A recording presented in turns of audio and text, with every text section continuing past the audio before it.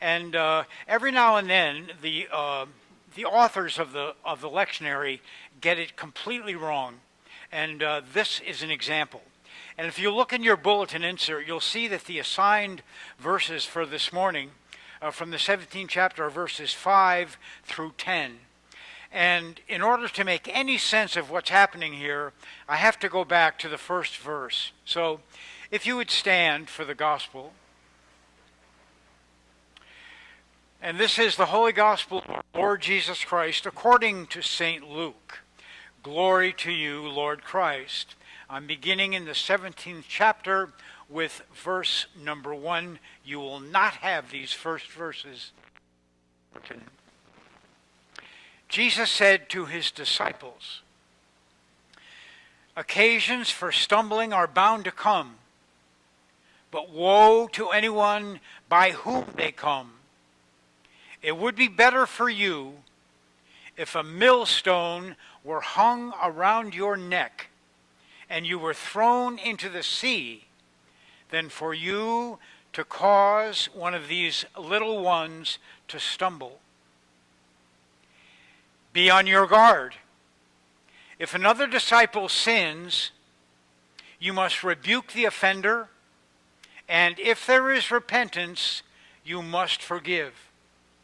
And if the same person sins against you 7 times a day and turns back to you 7 times and says, I repent, you must forgive. The apostles said to the Lord, increase our faith. The Lord replied,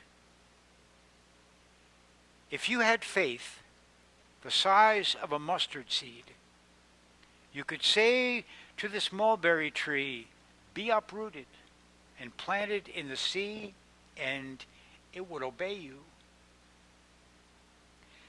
Who among you would say to your slave who has just come in from plowing or tending the sheep in the field, come here at once, take your place at the table? Would you not rather say to him, prepare supper for me, put on your apron, serve me while I eat and drink. Later you may eat and drink. Do you thank the slave for doing what was commanded? And so you also, when you have done all that you were ordered to do, say, we are worthless slaves. We have done only what we ought to have done. It's the gospel. Praise to you, Lord Christ. If you would be seated, please.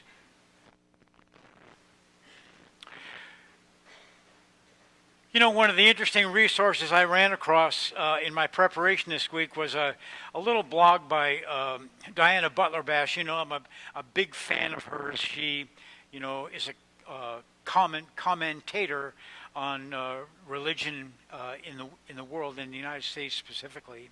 And she comments really during the week on the lectionary texts. And she had this to say about this morning's gospel. Diana Butler-Bass.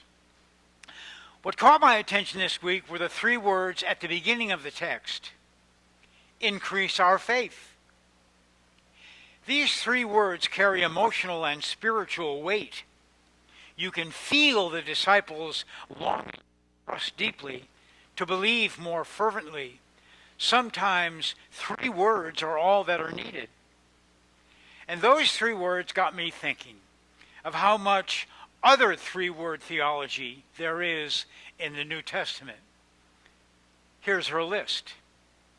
3-word theology. God is love. Love your neighbor. Here am I. Be not afraid. Peace on earth. Love one another. Do unto others faith, hope, love. Pray like this. Go, do likewise. God will provide. Love is patient. Love your enemies.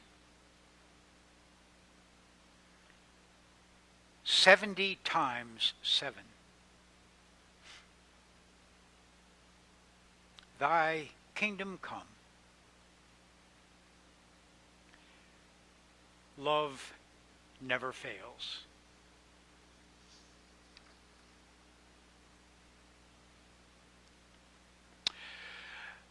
So you can see why I wanted to include those first 4 verses before I jumped into the disciples asking for an increase of faith.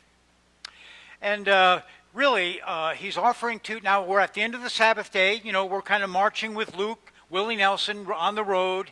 We've been marching along. He's teaching, and it's really a rough road, isn't it?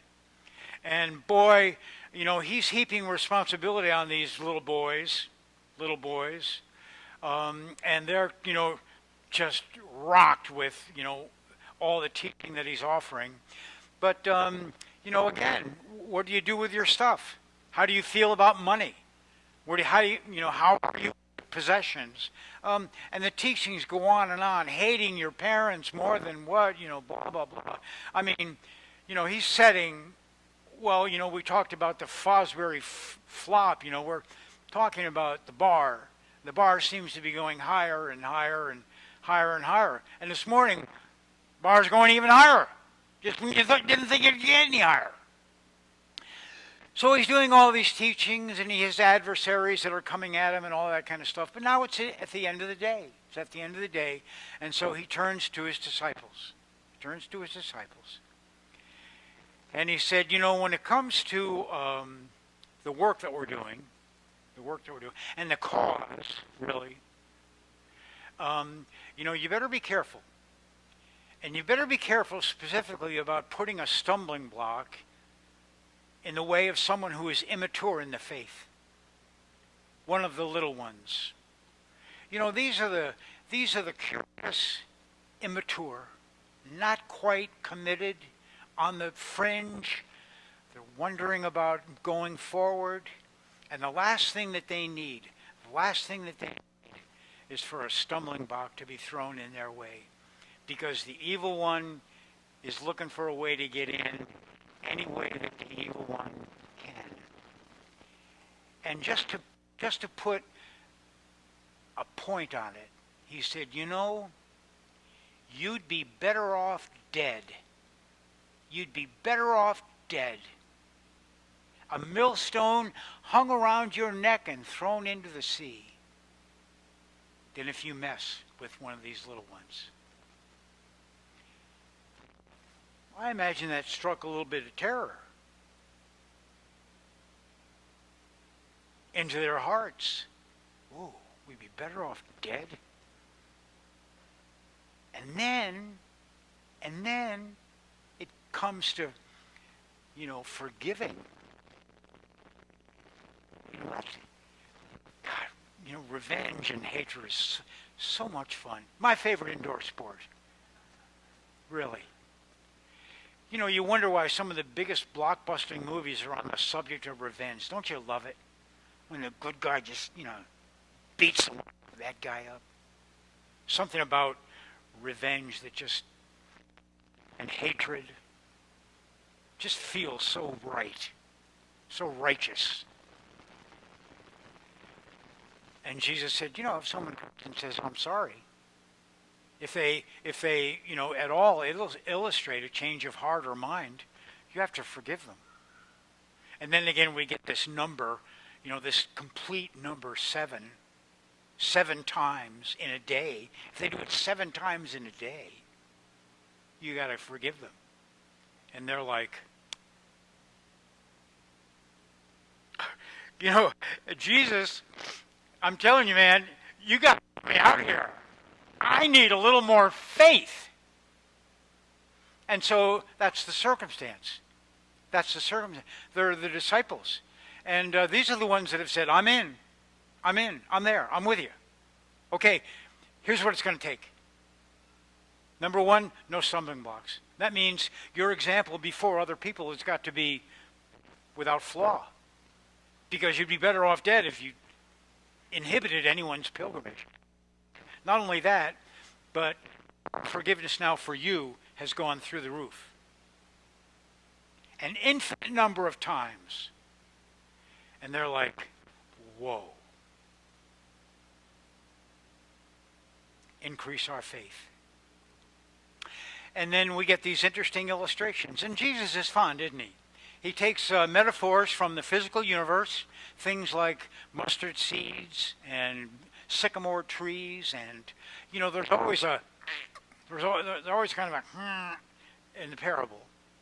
And I love this mustard seed one. Here you have mustard seed in antiquity. I mean, if you're a biblical literist, you know that the mustard seed is not the smallest of seeds. I mean, there are plenty, but in antiquity, that was like the smallest. I mean, mustard seed, one of them is pretty small.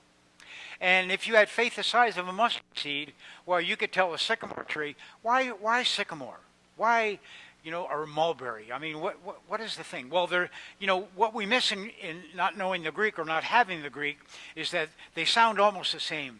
Mustard seed and sycamore tree, there's a kind of a play on words there.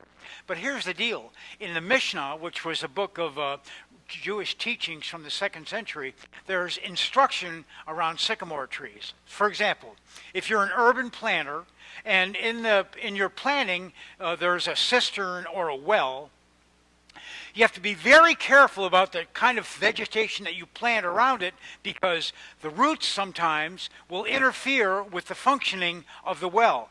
And most trees you can plant within about 25 cubit from the tip of the finger to the elbow, about a foot and a half, about 25 cubits away from the well. However, with a sycamore tree, double that. Why? The roots of the sycamore tree go deep. I was asking a vineyard manager, because I don't know that much about vines or whatever, but if I were to tell you, go over there and pull that vine out of the ground, you'd have a challenge. I mean, those roots go deep. Have you ever seen the machinery that they use to dig up a vineyard with? I mean, it's really, really tough work. So we can almost use, it'd be better, you could take, you could uproot a grapevine and replant it, where? In a place where no grapevine has ever been planted before, in the middle of some salt water. So here we have one of the smallest things that can be imagined doing something that's absolutely unthinkably impossible. Now, when I think of Jesus, and and specifically in Luke is really concerned about Gentiles. He's really concerned about spreading this good news. And the disciples are understandably confused about that as well. And they're wondering if what they have to sell is going to be marketable beyond the fairly high walls of Israel and the traditions. And Jesus is trying to, it's a little bit like, a coach before the game. And you're up against, it's like a high school team that are not playing against. It's not looking good. It's not looking good. Not only are they 8 times bigger than we are, but they've been doing this for, decades longer. And they're really good at it. And they get paid a lot of money. And you're just, high school time and, attract the prettiest girls. But what is Luke's favorite line? Sarah's favorite line? Zechariah, Elizabeth, their favorite? Well, with God, all things are possible. All things are possible. You know, it would be misunderstanding to take what Jesus says to the disciples as a word of rebuke. It's not. It's not. He's trying to build them up. He's trying to instill confidence. He's trying to get them to understand that they have what it is. And so do you. So do you. Might not look easy. Might be a great challenge, but you are up to it. You're up to it. I like the football coach, famous story, Bill Parcells, I think. Halftime, team is losing. Usually he goes in and berates them. I mean, he was wicked. But during the halftime, the players are in the locker room, no Parcells. No Parcells. And it gets, they're like within 30 seconds of going back out on the field. Parcells burst into the locker room and says, "All right, guys, there's a hell of a battle going on out there, and I think it's about time that we got into it." They went out and won the Super Bowl. How do you inspire? Well, a little confidence coming from Jesus. What must that have felt like?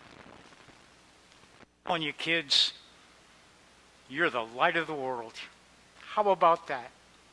All you have to do is let it shine. And he was doing that all along. Cautioning them, building them up. Cautioning them, building it up. And that's followed by another interesting story, isn't it? If you have a slave that works for you, been out in the field working all day, comes back in, do you tell the slave to sit down? No. No, it's dinner time. Put on your apron, get some food ready. Once I've had my food, you can have yours. And the slave would say, "Just doing my job. Just doing my job." So you want to be clear what you're here for on the planet. To serve. That's what. So we reflect this morning on, number one, we have what it takes. And number two, what are we doing with it? You have more than enough faith. It doesn't take much. Just use what you have. I'm reminded, there's a favorite story that I love to tell about faith. I can remember, this was years ago when I was still very active mountaineering.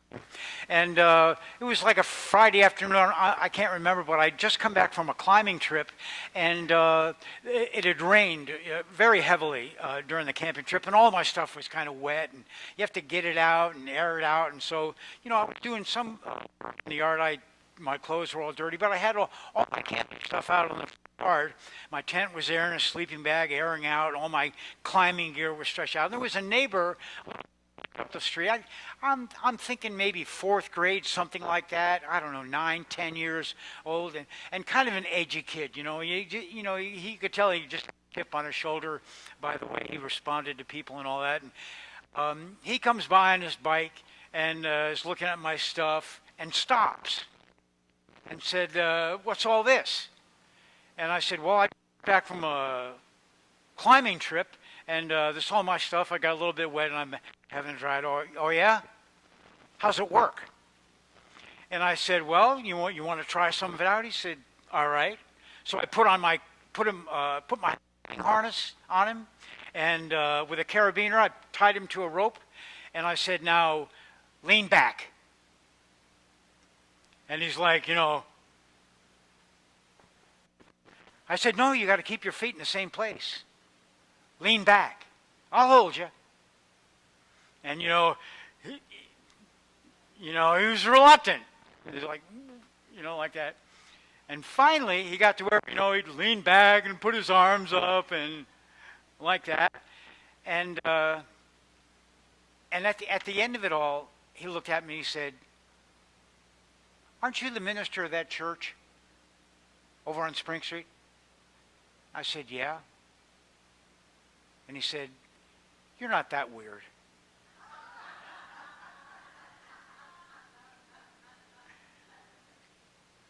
But, tying into a rope as a mountain climber, you put your whole life here. You trust everything. And not only in the equipment that you got, but the person at the other end. And it's always been a great metaphor for me. Faith really is just a matter of trust. It's a matter, of trust. Soren Kierkegaard, the great philosopher, had a great metaphor for faith. And he was captivated by circuses. He talked about them also. And, I was going to show a portion of Cirque du Soleil, the trapeze artists. And they're just so unbelievable. And, the great trapeze artists from Moscow and China. And, these athletes are just really extraordinary. But Kierkegaard was very fond of talking about the flyer, okay? You have the catcher, he's going like this, and they're hanging from their knees from a little bar, like, it looks sketchy to me, but he's flying like that, upside down. And here comes the flyer. And, she gets up on that little thing and jumps off, and she's flying, and they're going all the way. And then all of a sudden, she flies, just, wow. And what's important for the flyer is that they not try to be caught. You have to be absolutely motionless in the air so that the catcher can catch you. You are flying, you are not catching. And if the flyer breaks trust, what happens?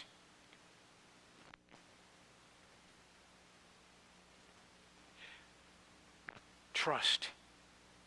Trust. You know what the opposite of faith is? Here's the opposite of faith. Anxiety.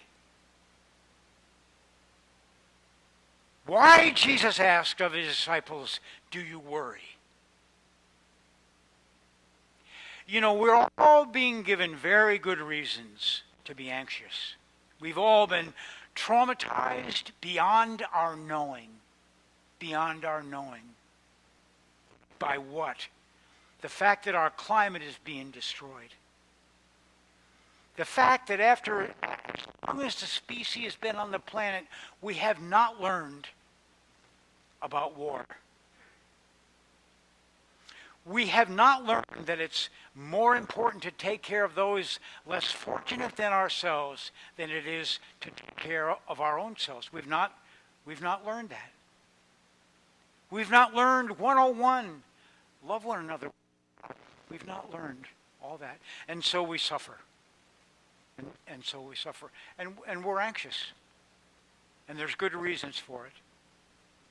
But on the other end of that spectrum, there is faith. And what is faith really? Well, to begin, it's a gift.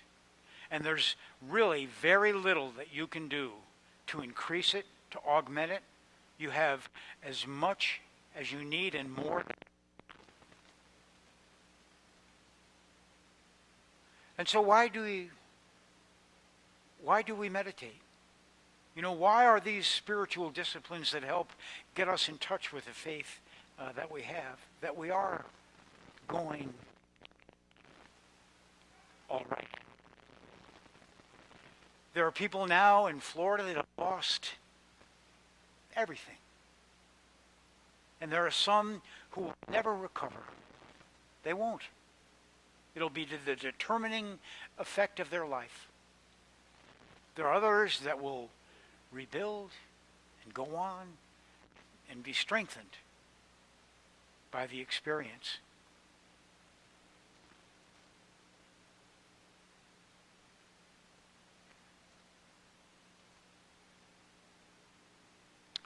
The disciples were looking at a tremendous challenge.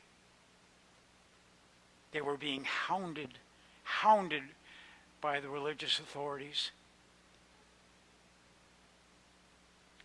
They were completely insecure about their responsibility that they were being entrusted.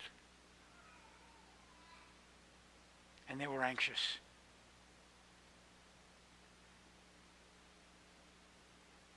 And Jesus made every effort, didn't he, to put them at ease. And said, you have, at the end of the day, do all that you can and expect no reward. That will come.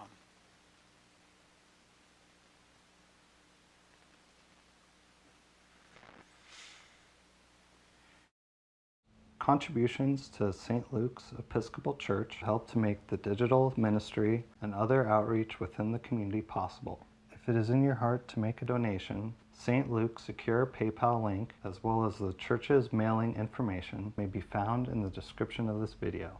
Thank you.